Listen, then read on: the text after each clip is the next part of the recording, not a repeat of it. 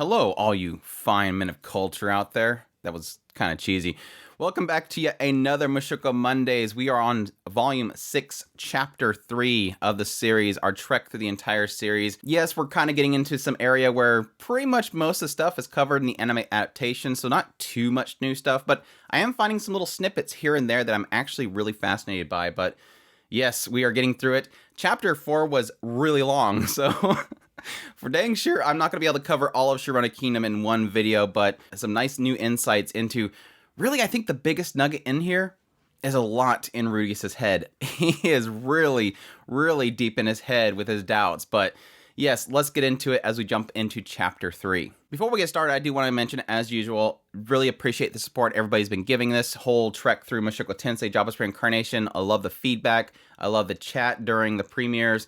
All that stuff. Love you guys. Thank you so much for your support. But yes, opening up Chapter 3, we get to the Shirone Kingdom. As we enter the Shirone Kingdom, Rudeus kind of gets a little information about Shirone Kingdom itself. Specifically that it's small, but it had a 200-year history. Shirone Kingdom is only really notable because besides Asura and Milis, most all the other kingdoms themselves had been wiped out 400 years ago during the war. The southern part of the central continent had been ripe with conflict until the King Dragon realm took control some 300 years ago. Even now though, the land that's north of Shirone Kingdom is just full of conflict. Again, the conflict zone. Now, one might be asking, with it right next to the conflict zone, how has this thing been standing for 200 years? Well, this is due to the fact that the Shirone Kingdom has actually struck an alliance with the King Dragon Realm. Well, by name only. Similar to Kika and Sanakia that we mentioned in the last video, it's a vassal state to the King Dragon Realm. But with all that said, Rudeus doesn't care about all these politics.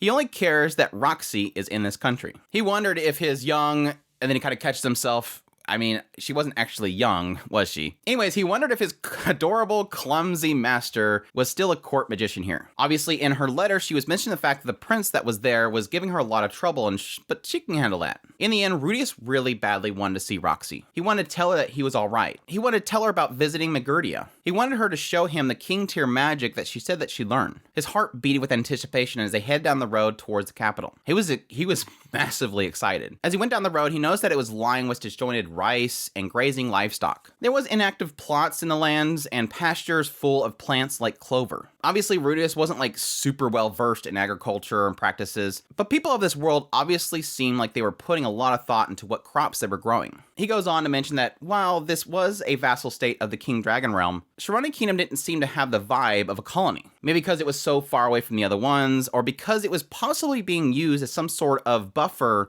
between the conflict zone and the other countries. It really does feel like, based on him talking about the fact that it was by name only, and by the fact that it was right on the edge of the conflict zone, it really feels like they have this agreement with them, but they're just waiting for them to get destroyed by the conflict that's happening, and then that'll kind of let them know they need to attack. Again, it's kind of serving it as that buffer, but we'll see. We'll see in the future, possibly. At this point, they arrive at the capital, Latakia. Latakia or Latakia? Like all of the major cities of this world, the Shirone Kingdom had a large wall lining its perimeter. You know that the Demon Continent was much more different than the other continents, and the idea that the walls that surrounded a lot of their villages and stuff were a lot more built. This is probably due to the fact that they had such a high concentration of monsters that were constantly a threat to the villages. Even noting that regularly they would actually send people out to clear out the monsters that were nearby the villages. Kind of like we were mentioning with the whole Magurdia village when they first arrived there, the people were out trying to take out all these threats that were outside the village, and possibly hunting great Tauruses. He also notes the fact that there is no other city in the entire world that could match the walls, the natural walls that were surrounding Rikazu. And he goes even further detail in the idea that most every rampart that he's seen in the actual central continent really did feel like they were just there for mere show. They weren't nowhere near to the spectacle of what he's seen in the Demon Continent, which again, he's sort of indicating here was built for purpose. Whereas over here, it seems like it's for show. As he enters the capital, they park their carriage at a stable. He notes there's so many labyrinths that are within the vicinity of the city itself that there was plenty of adventures in the area, knowing that many of these adventures are pretty much dungeon divers. This is something that he notes that Paul and Ghislaine were involved in, and he notes that Roxy at some time did it for a while. For dungeon divers, just exploring the topmost levels could make you a lot of money. Eventually, they find themselves an inn. He ends up kind of procuring a D-ranked room. He figures that's just kind of enough. Really kind of noting the idea that, you know, compared to the Demon Continent, a D-ranked one had enough amenities, was nice enough. He did note that, yes, they do have plenty of money. They could probably get something much better, but maybe he was becoming a penny pincher. After they get their room, he decides to have, once again, another meeting. Rudeus says, all right, now that we've arrived at the Shirone Kingdom, let's conduct our strategy meeting. What should we start with? Eris says, well, we're going to meet your teacher, right? With this question, he was reminded what the man god said about finding Aisha, not telling her his real name, sending a letter to an acquaintance. And in recalling this stuff, he's sort of trying to figure it out. Like, I guess he should take Eris and Ruijerd with him. There's nothing the mad god said that he couldn't bring them with him. He figures that Aisha must have escaped if they were imprisoned in the palace. He also notes that the men in the vision were wearing normal soldier attire. With this in mind, helping Aisha is probably going to end up making him an enemy of the palace, which is probably why he's not going to be giving up his real name. With that said, he probably should cover his face as well. That way, while the knights are trying to track down this fake identity, he could send a letter to Roxy to ask for help. As a court magician, she should hold some sort of power. Once again, he falls back into his usual suspicions, realizing that the man god, this is the man god we're talking about, he's probably up to something. For the man god not to tell him every single detail, it's obvious that he's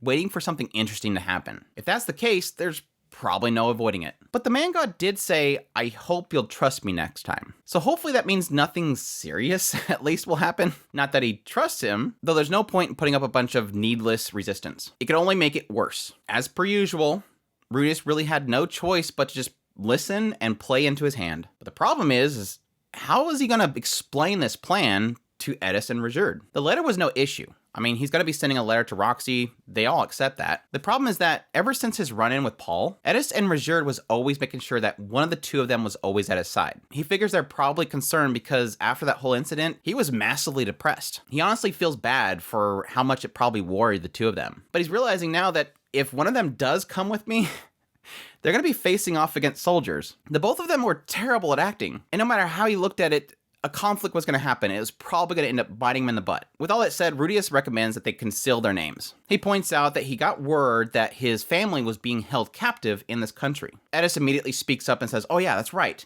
They'll probably be on alert if they end up hearing the name Greyrat. Asking who of his family is there, Rudeus tells him Lilia and Aisha, his former maid and his little sister. At this point, he's kind of unsure, what do I even call Lilia? I can't call her stepmother. Eris says, your little sister? You mean that one that was full of herself back in Milshin? He's like, no, I have one more. Thinking to himself, so wait, Norn is full of herself? Eris had obviously gotten a different impression of Norn. And then for some reason thinks about, well, I wonder what I would do if Eris would have punched Norn. Like, do you have to question that, Rudeus? That's not a good thing no matter how you look at it. You don't want Eris punching Norn no matter how bratty she is. She's just a child.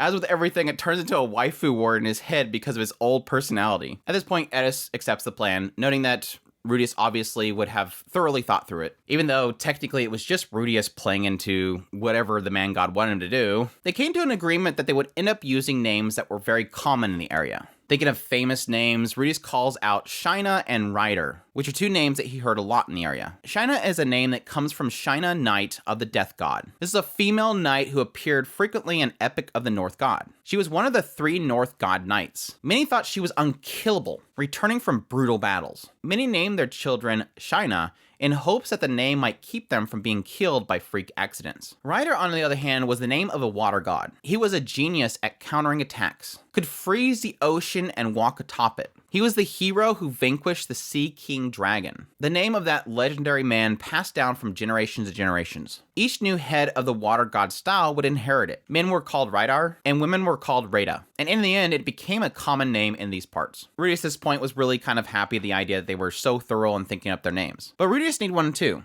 And as Eris asked about this, he decided to go with a name that he knew was fake right off the bat. Something that would confuse the soldiers. Eris says, then we should pick a cool name. Which Rudeus says, all right, I'll call myself Knight of the Shadow Moon.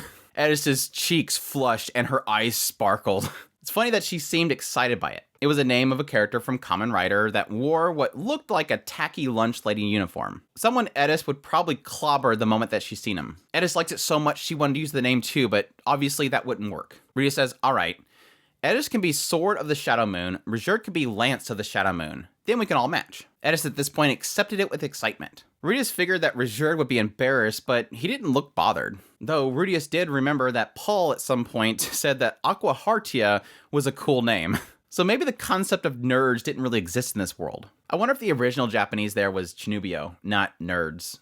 I don't know. At this point, since all the names are decided, Rudeus decides that he's going to go ahead and send the letter to Roxy. Also, they're going to spend some time kind of gathering information in the area while they wait for a reply. Cutting scenes, Rudeus goes to the marketplace. He ends up gathering some stationery and an envelope. Pinning his letter, he ended up starting with some seasonal greetings before asking after her well-being. Then he informed her about the whole teleportation and that he was safe. He mentioned that he was in the Shirone capital and that he wanted to see her. Now, to rouse her concern and anxiety, he ended up mentioning that everyone in the Buena village was missing. He broached the topic about the maid Lilia and closed by emphasizing how worried he was about his family. He made sure to structure the letter in a way that vertically it read, "Help me." With that, he was sure that Roxy would understand what he was implying. With that, he sealed the letter with wax using Roxy's pendant to imprint on it. He thought at this point if he should use a fake name, but he was afraid that she would end up throwing it out. He ended up signing it, "Your beloved pupil Rudeus Greyrat, who just wants to watch over you." He figures Roxy could discover it was him by his handwriting, but he also knew her to be careless when it comes to something important.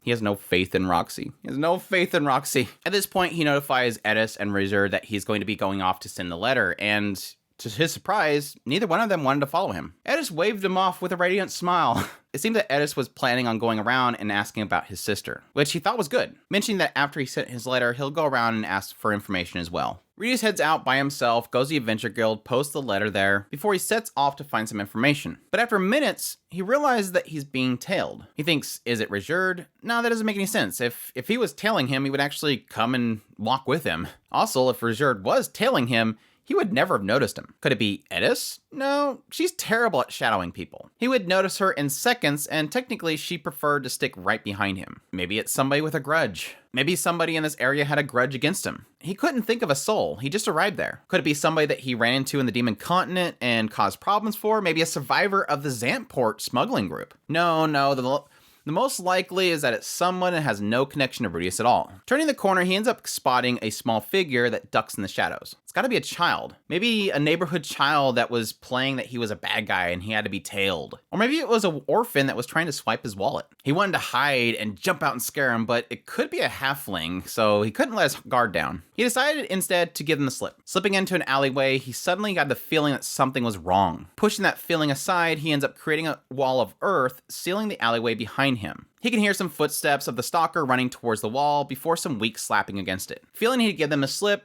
he walked through the alleyways, realizing really quickly that he's going to end up getting lost. Though, in the end, if he ended up getting lost, he can just use some magic to get himself up onto the roofs. But then it hit him. Suddenly he realized the alleyways that he was in was from the vision that the man god gave him. He rushed back where he came from before he heard the voice. "No, stop, give it back." He touched the wall, used earth magic to weaken it before he used wind magic to trigger a shockwave. The scene before him was exactly as the vision showed him. A girl seized by a guard and another one shredding up a piece of paper. The girl yelled, "That's for my father, don't tear it up." The soldier immediately looked to Rudeus, confused. "Who the hell are you?" Rudeus at this point looked at the girl's face and it resembled Lilia. It was Aisha, with Paul's brown hair into a ponytail. She was wearing a baggy maid outfit. Her face, normally light-hearted and gleeful, was contorted with tears and streaming snot. He thought at first that the soldiers were glaring at her, but no, they looked like they pitied her. Was this something they were doing out of duty rather than what they wanted to do? The soldier says, "Who are you? State your name." Rudeus says,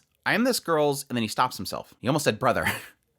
"I am the Knight of the Shadow Moon." The soldier says, "What part of you is a knight? You're obviously a magician." He's like, "Dang it, next time I'll definitely be going with evil magician instead." The soldier says, "Listen up, kid. Nice that you want to play hero, but we're soldiers of the palace. This girl just got lost. We're escorting her home." Rudeus thinks to himself, surely these guys are lying about their intentions, but they looked troubled. Just because something was happening in the palace involving Aisha and Lily didn't mean the soldiers were bad guys. He decided to talk to them. "But you guys tore up her letter." Well, how to explain? Adults have their reasoning. Aisha ended up finding an opening, smacked the soldier's hand away, and hid behind Rudeus, clinging to his waist. Her face covered in tears and snot, she says, "Please help." Rudeus, seeing her helpless expression and frantic demeanor, he suddenly felt like he didn't care if he made enemies of the entire kingdom or not. Is it that brother?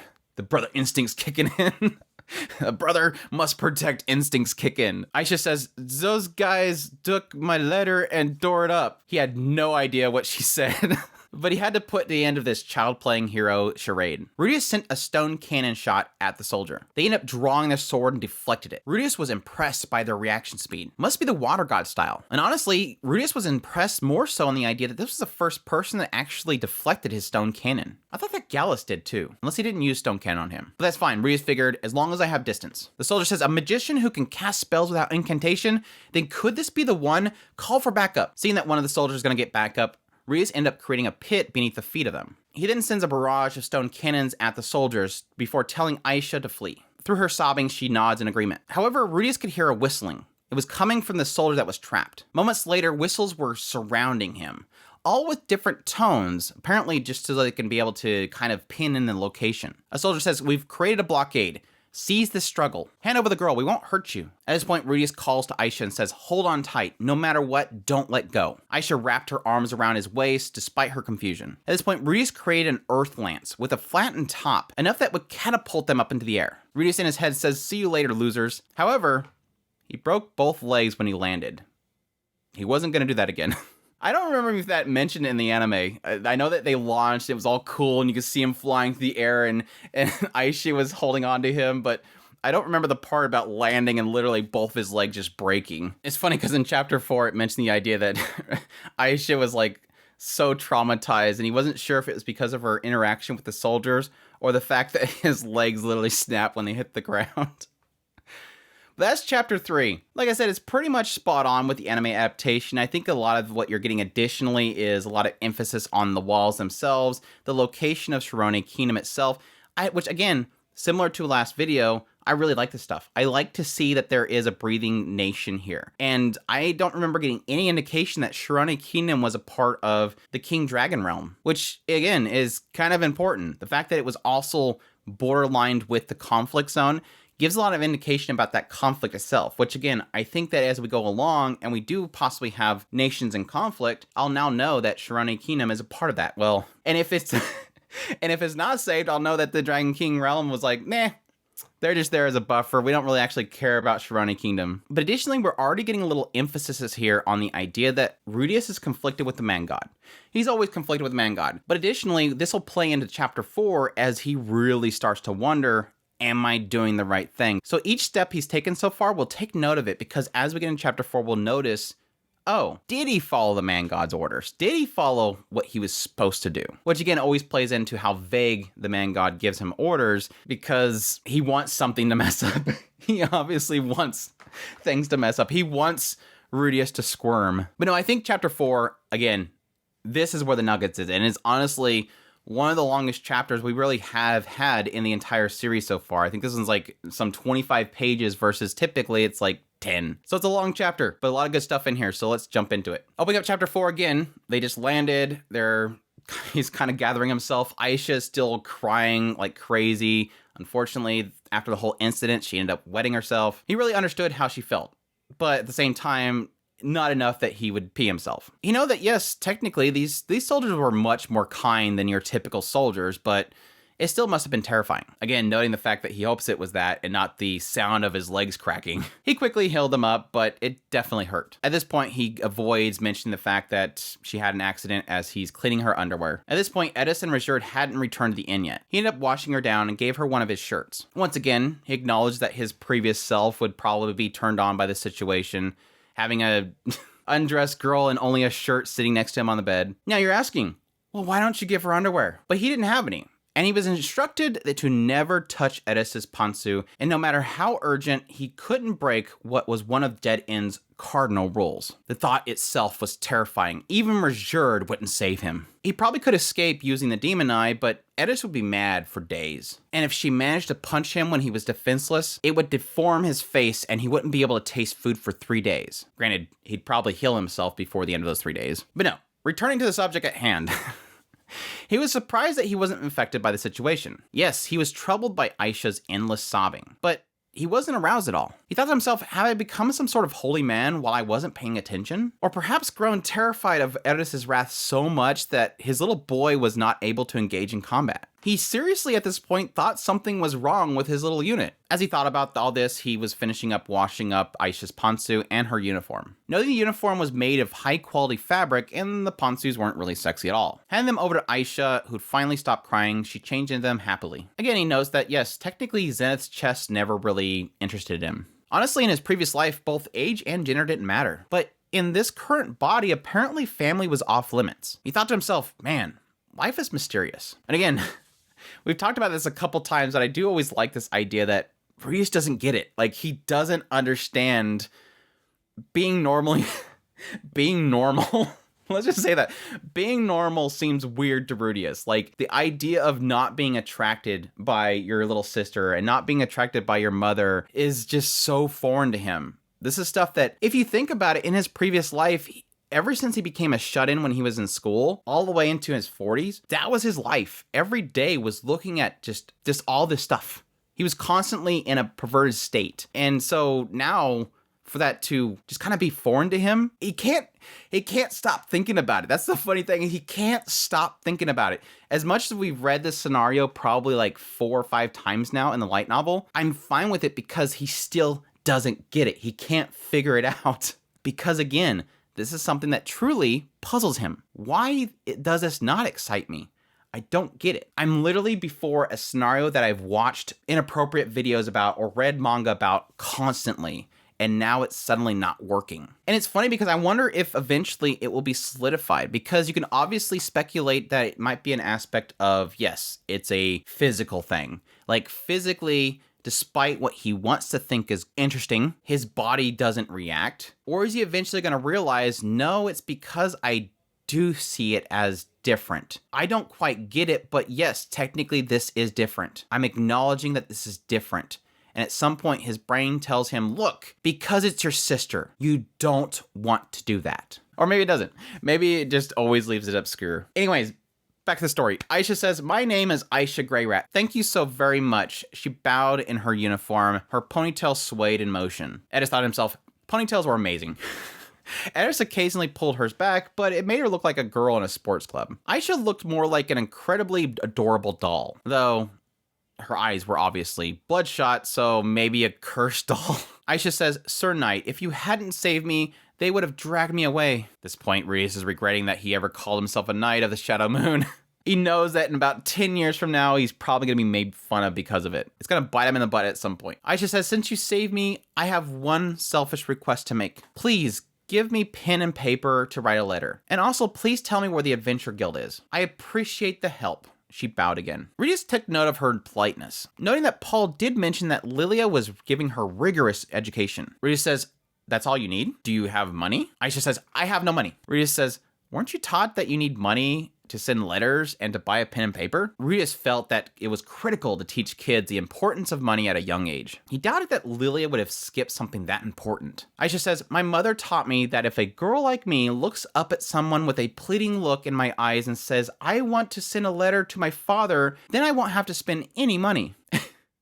Rudeus in his head thinking, Lilia, you scoundrel. Teaching your daughter to use femininity as a weapon? At this moment, he realized that Aisha's mannerisms were very staged. What was Lilia teaching her? Aisha says, I've been trying to contact my father for a long time, but people at the castle tell me no and won't let me send letters. At this point, Rudeus realized that things were very serious. The man god said to save them, and he already suspected that this was a situation where Paul was being cuckolded. Rudeus says, isn't there anyone else you can ask for help? Aisha said there isn't. For instance, someone your mother knows, like a girl who's a bit older and has blue hair? Or perhaps your brother? Aisha furrowed her brow and had a look of dismay. I have a brother, but I can't ask him for help. Rudeus in his mind thinking, why not? Didn't he just save you? Rudeus says, can I ask the reasoning? Aisha says, reasoning? Sure. My mother told me about my brother in great detail, but I couldn't believe any of it. Like being intermediate tier magician at 3, king tier water magic at 5, on top of the becoming a tutor of a daughter of a region's liege lord? There's nothing believable about that. she's definitely lying. Rudeus says, maybe if you meet him, he'll actually meet your expectations. Maybe he's actually a good older brother. Aisha says, not likely. My mom had a little box that she treasured back at home. She always told me not to touch it. I asked why. Apparently, it was really important to my brother. Rudeus realizes, oh, this is the box that Paul was mentioning. Aisha says, one time when my mother wasn't around, I sneaked a peek. What do you think I found inside of it? Rudeus says, I don't know. What? Pantsu! Girl's pantsu! Judging by the size, a pretty young girl's pantsu at that. According to my calculations, the girl who owned them was probably 10. For a moment, I thought maybe my older brother was actually a sister, but they would be too big for him. So there was only one person they could possibly belong to, and that's my brother's tutor. He was only 4 or 5, and he was already saving an older girl's pantsu for the future. Rudeus thinking to himself, calculations? Wait, hold on a second. She's way too smart for her age. What the heck? She's just like 5 or 6, right? Rudeus says, maybe you're miscalculating. Aisha says, nope. I gathered more information from my mother. It seems my brother would peek in on that girl while she was bathing. And he had also watched my parents getting it on. My mother was obviously trying to cover it up, but I knew there was no mistaking it. My brother is a hentai. In Rudeus' head, it's like, hentai, hentai, hentai. There's no mistake it. My brother is a hentai. And just for kicks, one more time, hentai. He's like, okay, stop it. Rudeus says, oh, okay, so your brother is a pervert. That's really rough. Rudeus knew that he brought this on himself, but he was still in shock. Never did he thought this would happen. Now he understood why the man god told him not to use his real name. Aisha says, by the way, Mr. Knight, what's your real name? Rudeus says, it's a secret, but on the streets, they call me Kennel Master of Dead End. Obviously, it was best at this point not to reveal that he was her big brother. Aisha says, oh, Mr. Kennel Master, is it? How cool. I guess you can use summon magic and stuff, right? He says, nope. All I can do is exert control over my 2 very ferocious dogs. She says, that's amazing. With a sparkle in her eyes, she looked like a puppy being deceived. But again, he can't really reveal things because she would never listen to him. All he had to do was hide his identity, rescue Lilia, and then maybe that'll improve her image of him. Rudeus says, okay, let's rescue your mom. She's like, wait, what? But he's like, just leave it to me. And that wraps up how he met Aisha. She had a terrible impression of him, but not as bad as Norn. Considering he punched his father in front of Norn, right now she's just thought that he was a pervert holding Roxy's pantsu. But she would eventually come to understand that sometimes people need something to hold on to.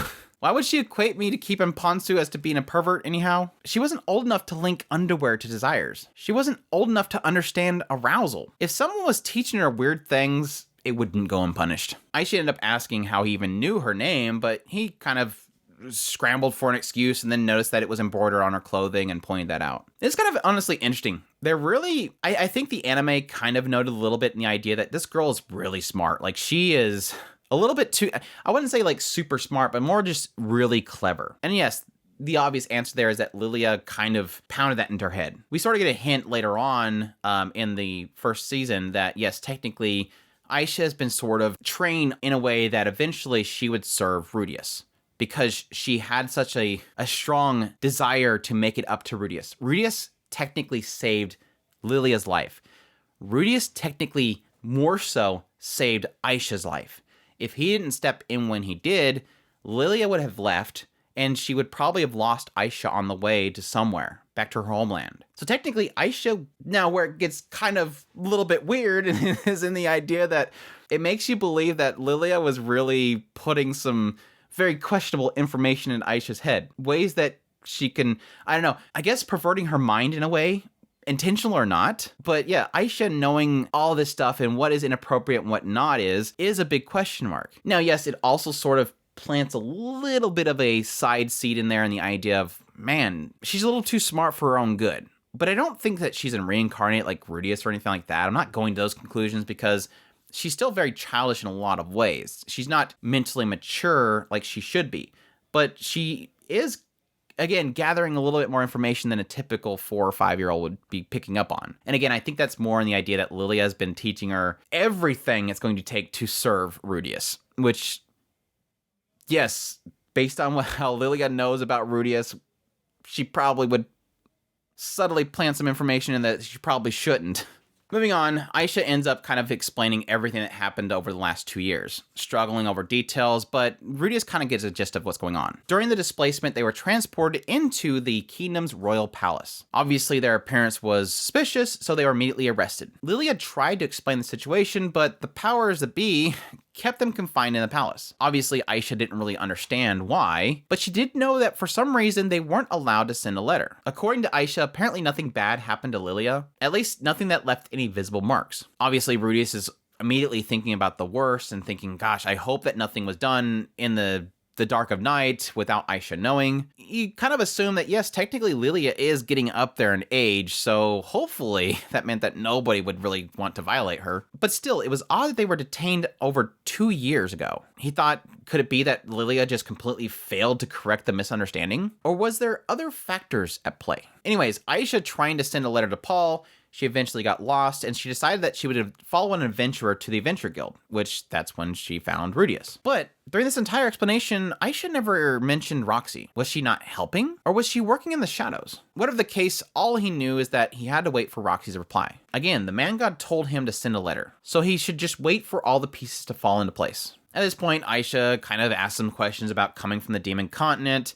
asked what he was doing there. He explained that he got caught up in the displacement as well. She asked what he did before then. He explained that he was tutoring a noble's daughter in Roa. To which she wondered, well, did you ever meet my brother? He said there's a possibility there, but it was very, very slim. At this point, Rudeus starts to kind of dig into the mindset of Aisha. That yes, technically Lilia had taught her a lot of stuff. Common sense, etiquette, wisdom to help in daily life, how to be a maid, etc. But it seems suspicious that she could understand all of that at her age. But at least she knew well enough to be able to explain everything. And when I think about it, yes, it technically kind of plays into the whole scenario that Paul was facing with Norn.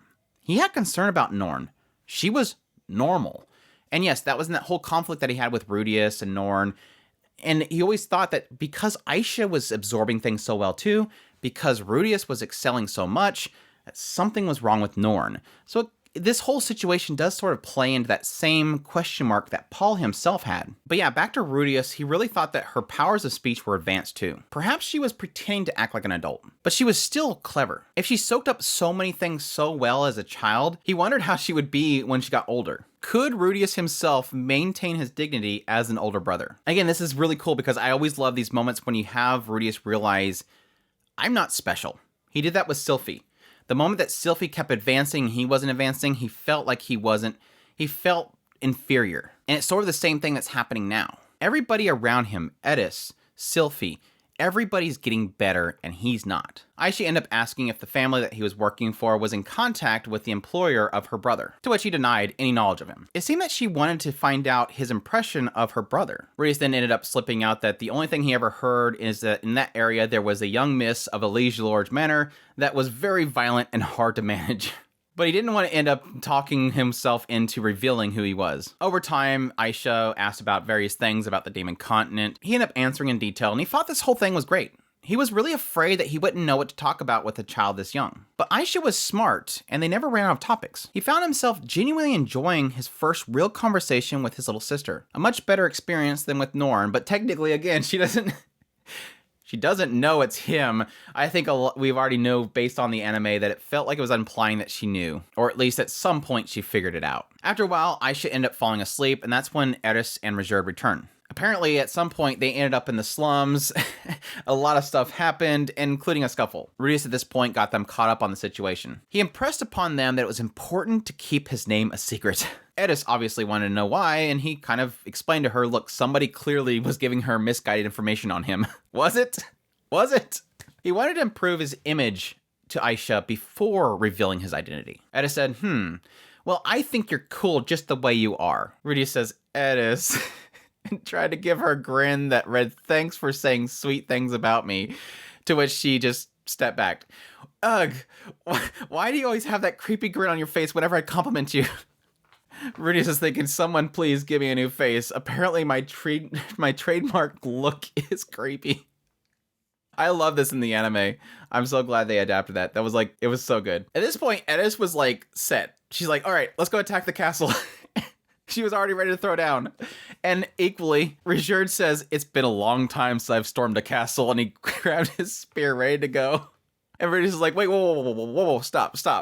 He had to stop them. He's like, we're gonna wait for the letter for now. Yes, technically just storming the palace would probably be so much easier and quicker, but he didn't want to cause trouble for Roxy. If he ended up bumping into her during the whole time, he wouldn't be able to look her in the eyes. And with that, the day came to a close. The next day, a knight came to the inn, around noon. This knight had the same armor that he had seen on the soldiers the day before, although it was a little bit higher quality. At this point, she confirmed that he was Lord Rudeus. She introduced herself as the 7th Prince's Imperial Guard, Ginger York. He wondered why an Imperial Guard was here, but Roxy was tutoring a prince, so maybe that was why. The both of them exchanged bows. Ginger said, Lady Roxy bids you to come see her. Please accompany me to the royal palace. At this point, he knew he couldn't take Aisha along. He figures he can have Eris and Ruijerd look after her, and then once he got with Roxy, and he apologized to the soldiers, then we can work from there. Before leaving the inn, he took a lot of time working on his appearance. He combed his hair, he put on his usual robes. He was thinking about, should I get a box of sweets? He's wondering what he could buy. He hadn't seen her in so long. At that point, he realized, oh yeah, that's right. She said something about seeing a figurine of herself. Maybe it would be interesting if he showed her that Ruijerd figurine and then tell her that he was the creator behind the other one, which I think is probably a bad idea. She didn't like the thing. She didn't like the thing. I don't know. Did she not like the thing, or did she not like the fact that he had it, that Pax had it? Eris at this point points out, you're being awful thorough about this. And Rudeus says, it's been a long time since I've seen my master. Eris says, you're going to introduce me, right? At this point, both Ruijerd and Aisha expressed their concern. They weren't really happy about him going alone. But he alleviated that and told Aisha that he'd handle it. Traveling to the palace with Ginger, he noticed that the road started to twist and turn, knowing that they became so narrow that carriages couldn't pass freely by each other. He assumed that was a countermeasure to attacks. He heard that towns back in the Mino regions from Japan had streets like that. He noticed that Ginger was polite, though she didn't speak unless it was necessary. At some point nearby, he could hear some slave sellers. He could hear them yelling, selling battle-ready slave. One that used to be a knight of the country of Washawa. 3 gold coins.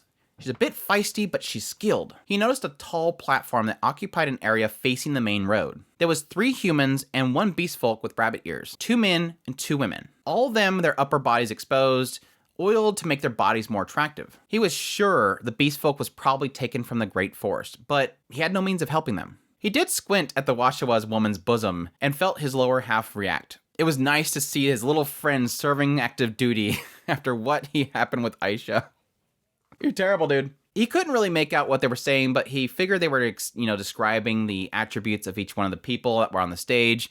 And then the auction began. He thought to himself that if Aisha and Lily had been unlucky, they would have probably ended up there alongside the other ones. He noticed at this point Ginger was looking at the slave market with a wrinkle in her brow. She had to maintain public order. Perhaps seeing this business in the open bothered her. Rudeus ended up questioning Ginger. I mean, don't they typically have this stuff further in the city? And she explained that apparently some adventurers got into a fight where it typically is held, so they had to temporarily relocate it here. Rudeus is thinking to himself, wait, a fight? Was that Eris and Ruijerd?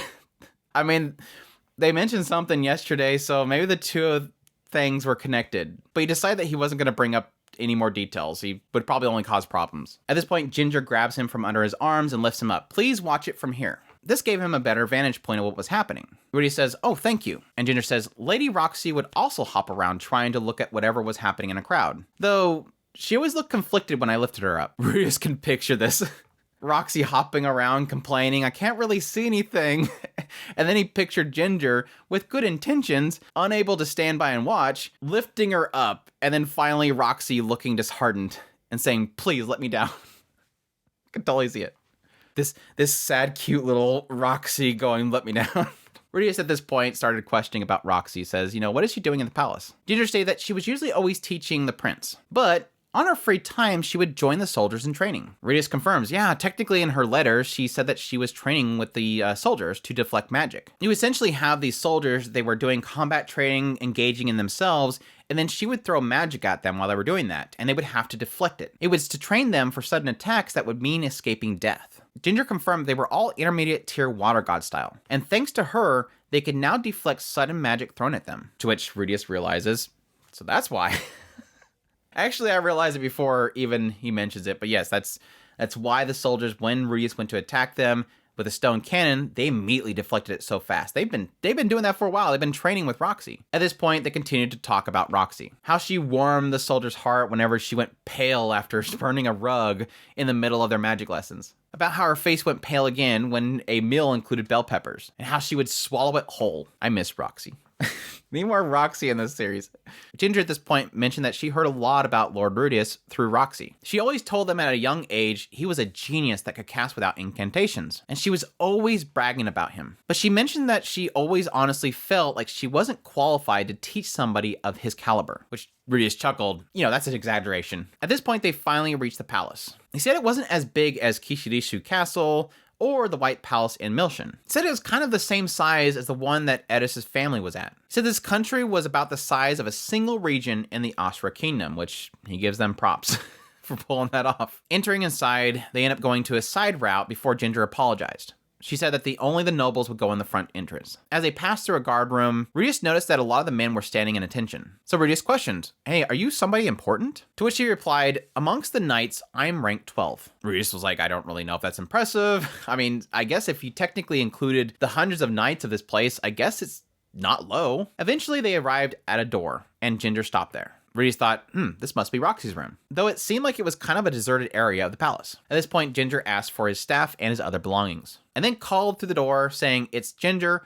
I brought Lord Rudeus with me." To which a man replied, "Enter." Before Rudeus could really process his doubt, Ginger opened the door and motioned him inside, to which he obliged. So this is Rudeus, huh? Yes, our favorite Pax Shirone.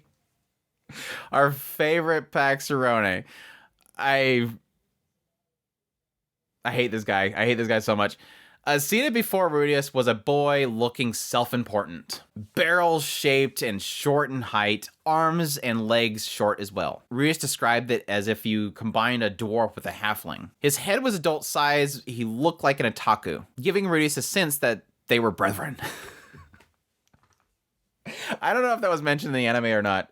Like this point in which Rudeus makes some sort of like connection with this guy. Like, oh yeah, we're technically the same. I don't know. I think he's got more in common with the Zenoba than Pax. I mean, Pax, he has a similarity in the idea that he loves Roxy, but we'll get into that later on. It's technically different, but yeah, Zenoba was always kind of like, oh yeah, that dude like feels like an otaku. Nearby Pax was two maids. One was in her late 20s and Lilia. Lilia was there, tied up in a chair, gag in her mouth. But he didn't see Roxy anywhere. Rudeus said, "What the heck is this?" And immediately Pax says, "Drop him." At that point, the floor beneath him vanishes and he falls. Looking around, he immediately realizes it's a dark room and nothing in there except for this magic circle that was around him. He tried to use earth magic immediately to lift him back up in the room before, but nothing came out. He tried using more mana, but again, nothing. Not only that, but it could feel like the mana was leaving his body, probably due to the magic circle that was around him. Reaching out to the edge of the circle, it felt like a wall. I should do a voice for this guy.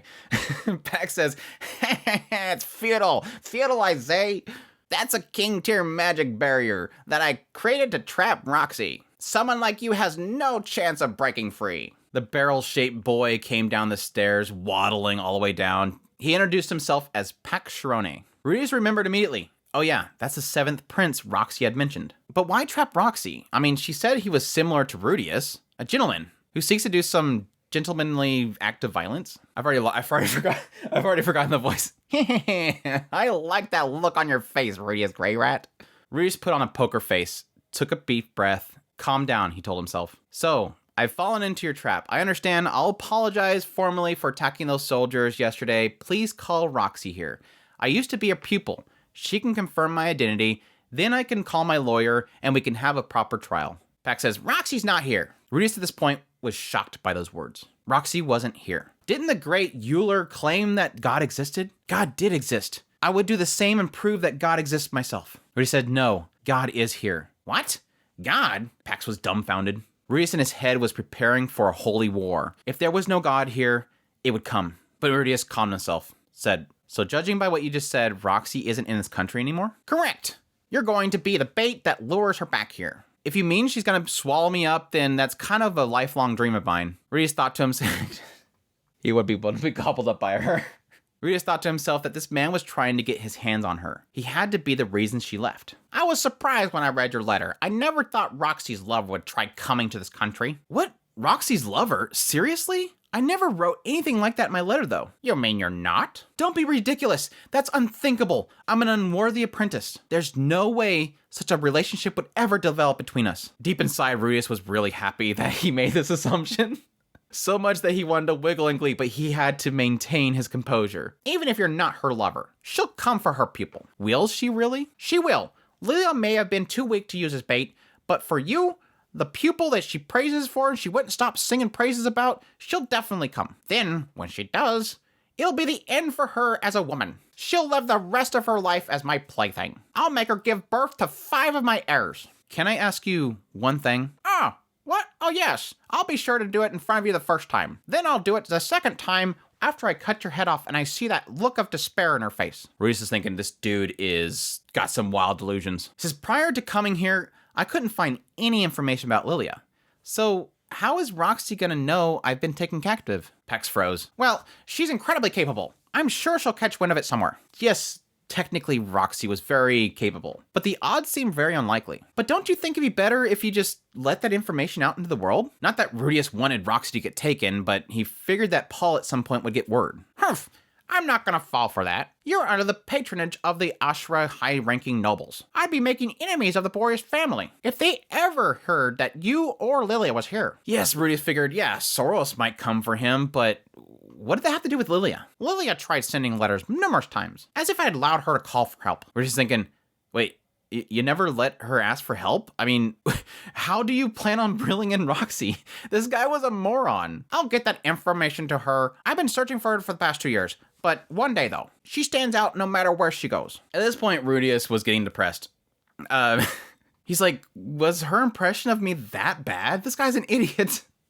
It looks like you've given up. I don't care if you're a magician who casts spells without voicing them. You stand no chance against me. Rudeus at this point is thinking to himself, there's no way I'm going to lose this guy. And he glared at him. Oh, I like that look in your eyes. Makes me shiver. I hope you'll keep that look until the very end.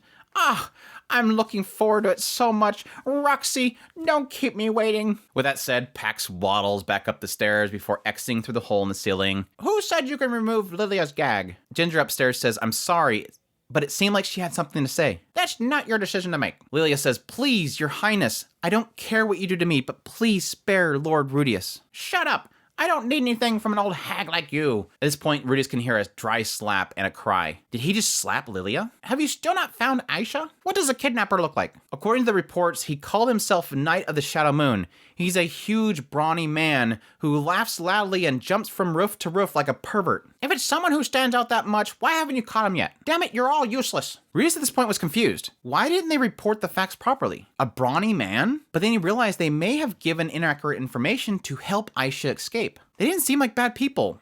Good job, Mr. Soldier. Ginger says, according to the report, we did tear up the letter she wrote. She can write a letter as many times as she wants. Ginger replies, a high-ranking noble isn't going to take action because of a child's letter. Shouldn't we just forget about her? No. Search for her. Do you care what happens to your family? Ginger says, I'll dispatch the search party immediately. Judging by this conversation, Rudeus can really figure out that this Ginger's family has probably been taken hostage. Throw Lilia into her usual chambers. Lilia screams out, Lord Rudeus, I swear I'll save you. Shut up. As if I'd let you do that. Rudeus can hear Lilia's screams again. You knew Roxy too, didn't you? I'll have you beheaded in front of that imprudent brat as well. At this point, Rudeus can hear another slap, followed by something being dragged across the floor. Rudeus, I'm never going to let you go. At this point, Rudeus can see Pax's creepy grin peeking down from the hole in the roof as it slowly was closed. Rudeus was dumbfounded. He knew he should have been angry the moment that Lilia was hit, but strangely, he didn't feel rage rise up inside of him. Perhaps it was because the interaction between him and Pax was so comical prior to it. Or perhaps the man god told him that she would be saved. Then again, maybe it was because this was a product of Pax's feelings for Roxy. As warped as he may have been, Rudeus realizes that he may have ended up the same way. If Roxy had casted him aside, thinking, no, that's not it. It was because he did resemble Rudeus. The old him. His old self. Before he was reincarnated. That was why Rudeus felt confusion rather than anger. I don't know. Where he's going with this whole thing is crazy. Seemingly implying that Rudeus wasn't super angry because he can see himself in Pax. What? It's twisted, but at the same time, it makes sense. He's not lying. Pax is him. Again, I was joking earlier about Zenoba being more, but that's just more his love for a figure. He loves figurines.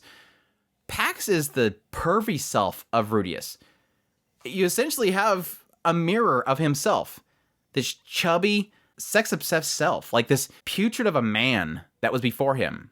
The only difference between the two of them is that Pax has power. He's pushing his weight around. Technically, we'll find out later on that he doesn't have as much power as he believes he has, but he's Rudeus. And it's kind of sad for him to really make that acknowledgement in the wake of Lilia being harmed, because he's literally going, I'm not bothered like I should be.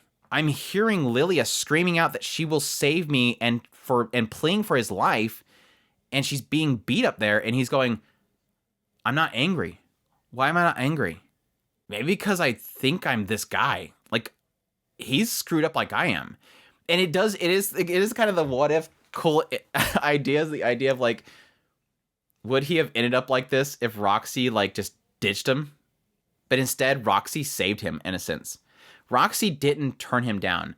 Roxy pulled him from that place he was stuck in, his home, pulled him out into the world, and showed him there's something outside of those walls, that he doesn't need to be afraid anymore. And that meant everything to him. She didn't abandon him. Instead, she showed him the path. She pushed him past the starting line. And because of that, he's experienced so many things. Yes, partly because he got displaced, but still, it is cool to think about. And it's, again, kind of twisted, but that's what I like about this writer. This writer's willing to put him in a position where he seems like a dirtbag, but he's almost like a confused dirtbag that's trying to do better. Anyways, Rudeus understood the gist of things.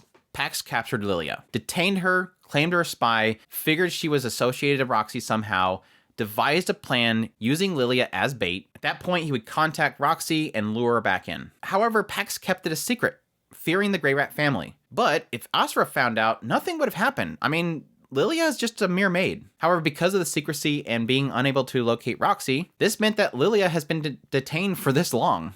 She's been unable to send out notice to Paul, and that's why Aisha escaped and attempted to post the letter. What baffled Rudeus was that, for some reason, the guards falsified the report to aid Aisha. Did they hate the prince, or was there something else there? Obviously, it seemed as if Ginger's family had been taken hostage, so maybe the soldiers found themselves in a similar situation. At this point, Rudeus found himself pretty much in the middle of this spiderweb, but he followed the man god's instruction. This was probably part of how things were supposed to end up. There's no need to panic. And here's where things get really interesting. Wait, but had he done everything he was supposed to do? He gave the name Knight of the Shadow Moon to the soldiers. He was supposed to say Killmaster Dead End. Was that a misstep? He thought to himself, no, it should be fine. I just wasn't supposed to use my real name. But what if I hadn't written my name on the letter? Would things have ended this way? If the prince thought that I was just an acquaintance of Roxy, perhaps things would have proceeded peacefully. He thought to himself, crap, I screwed things up. No, it was fine.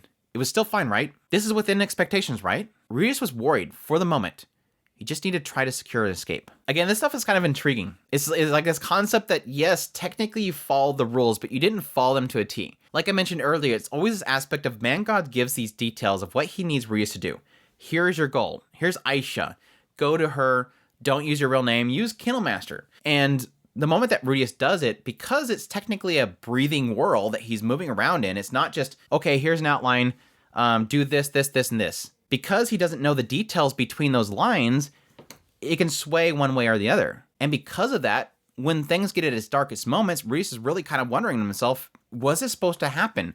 Did I follow this whole path properly? And we can all tell that, yes, man god's probably at a distance going, this is great. Now, unfortunately, this is like, unless something was skipped, this is the last time we really do see the man god until at least the first season ended. I don't know if immediately after the first season ends, we'll see him again, but I'll be curious to see the next conversation in that whole thing of, dude, as per usual, you're messing with me, right? But it's a good question mark. And I think he asked it in the next chapter because I have read a little bit on ahead. But he does kind of question certain things like, well, he did say that Aisha and Lily will be saved, but what about everybody else? Will Roxy show up and die? Will I die? All he said is that Lilia and Aisha will live. They will be freed. But to what damage around everything else is a question mark. Because the man god leaves things so vague, He doesn't know what's good and what's bad, what's going to happen. And yes, if he makes a small slip up by saying, well, I told the soldiers that I was this. I told Aisha what he told me to tell her. But what if that affected everything else? What if I should have wrote Killmaster on the letter?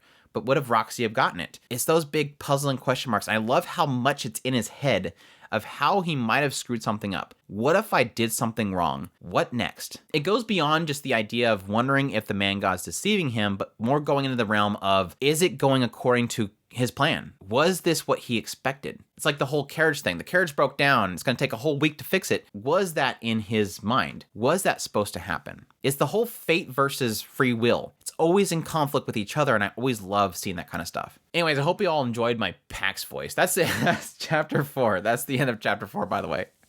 But yes, good stuff. Like I said, I enjoyed chapter 4 much better than 3. 3 almost felt like, yeah, pretty much knew all this stuff. Again, it gives a little bit more breathing to the world itself and giving a sense of the conflict zone and the castle and the palace, Shirone Kingdom versus every other kingdom. Technically a lot into the demon continent versus the western continents. That feeling of the places fortifying themselves more because there's more of a threat there. It's always imminent. But like I said, a lot of this nugget of extra content technically is in this fourth chapter.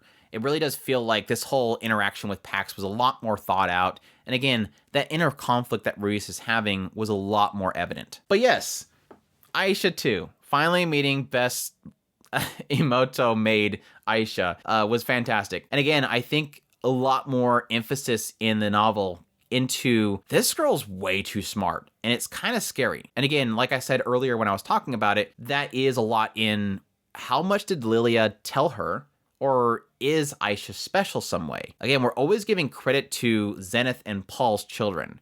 And the idea that, yes, Rudeus, we know why he's special is because he's a reincarnate, but you can also question, is Rudeus's capabilities due to his parents? He's special because he's a reincarnate, because he has the mind of his previous life. And he has utilized that knowledge to make his spells work different. He knows the compounds of certain things, so he's able to utilize that for incantationless spells. But how much of his skill is due to his parents? Does that lean into Aisha and technically Norn? Aisha's super special. She's a sponge. We've noted that. She's a sponge of knowledge, and she uses that knowledge. And yes, Lilia has been preparing her with, yes, very questionable methods that she used to manipulate people around her. But that's all to the credit of what we eventually find out, to serving Rudeus. What she says at the end of first season, by the way. So it makes you question, again, I wonder what's going to be special about Norn. It makes me really question what's going to be special about Norn, because obviously this family's special. Yes, technically the other thing they kind of sort of skipped over, I think with the anime adaptations, I don't remember them ever mentioning the sellers that were on the side of the road as he walked with Ginger. I don't think that was ever mentioned. It wasn't too significant, but it does kind of show a little more emphasis on the trade that was happening. And additionally, kind of insinuating that at some point, apparently Eris and Ruijerd found this trade happening and a scuffle happened. Now, I don't know if we eventually get a chapter where it shows what happened there. I'm assuming so, because for them to go out of their way to say that this conflict happened makes me believe there's probably gonna be an extra chapter where Eris and Ruijerd, I don't know, seeing somebody being traded off and they're like, you know, they jump in there and attack. But anyways, that is volume 6, chapter 3 and 4, which, yeah, already puts us about a third way through this novel series. So hopefully I'm still on course for finishing this one before the year's end. I already promised a couple people that I might be able to pull it off finishing this novel or this volume before the end of the year. So we'll see if I can still pull that off. It's gonna be tough, but we'll see. But anyhow, as usual, I definitely appreciate your guys' support. I just greatly love all the feedback you guys give me, the comments. Please, if you have not already, go down there and leave a comment, even if it's just to say hi. It helps the algorithm, gets this video out there. Make sure that like button if you like the video, and I definitely appreciate it. Additionally, if you're new to the channel, make sure that subscribe button so you get all my content. I do news, reviews, first impressions, top list. If it's anime, it's pretty much here. We just recently hit 8K subs, and I'm looking forward to hitting 10K. I've already promised some people that if I get 10K, I will make my room tour video finally. I will force myself to finish that dang video. Additionally, if you've missed our premieres before, make sure to check back here on Mondays. It's usually around 7 a.m. Pacific Standard Time. I do a premiere of each of these Mushoku Mondays so that we all can talk together in the live chat, which has been so much fun. I love hearing from people, seeing my reactions. I'm going to love hearing people say that they hate my Pax voice. And finally, if you like this content and you're able to, I would greatly appreciate if you consider supporting us on Patreon. Our tips link or super thanks down in the description below. We also have a members button there. If you click there and become a member, you gain a great deal of my gratitude, and as well, you also get some cute speech on emotes. With that said, I hope you all enjoyed this week's Mushoku Mondays, and until next time, y'all take care.